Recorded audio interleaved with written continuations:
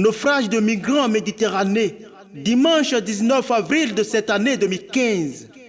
800 morts, oui, 800 noyés. Plus de 2000 ont perdu la vie ces derniers mois. Frère, ça suffit. N'écoute pas ces assassins vendeurs de rêves pour clandestins. Ils te promettent le paradis, mais c'est en enfer que tu finis.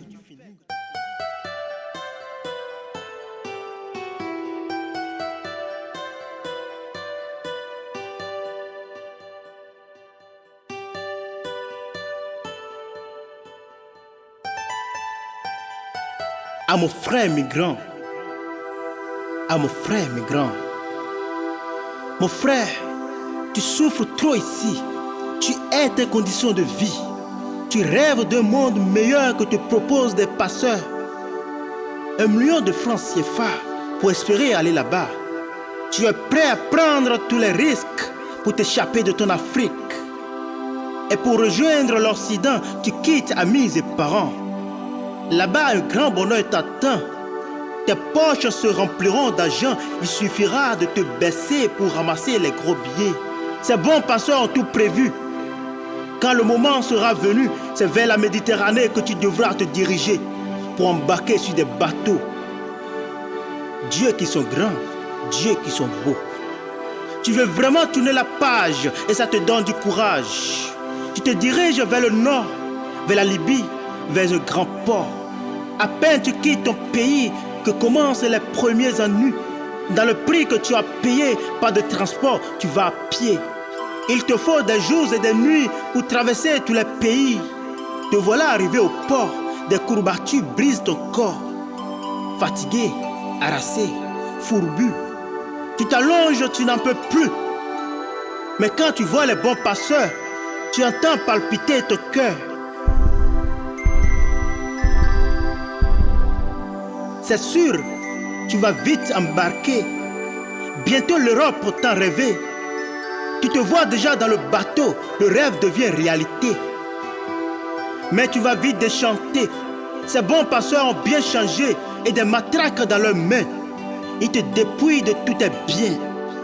D'autres passeurs vont arriver te promettant une traversée, mais à une seule condition. Faut leur donner beaucoup de pognon.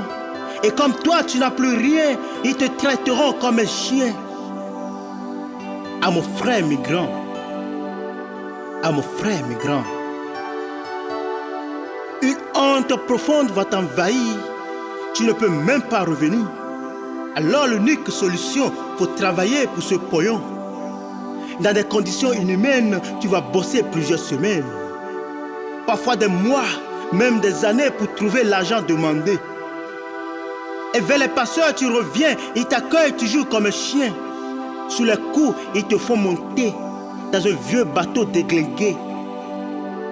C'est la souffrance, la galère, véritable traite négrière. Et dans la Méditerranée, les passeurs bien organisés abandonnent le vieux bateau. Son moteur jette à l'eau.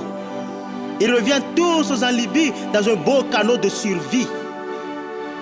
Dans le bateau, à la dérive, il n'y a plus d'eau, il n'y a plus de vivres. Chacun commence à s'affoler. Le bateau finit par couler. C'est au plus profond de la mer que s'achève ce voyage d'enfer. Si tu as la chance d'être sauvé par des gardes-côtes étrangers, c'est dans un camp qu'ils te mettront.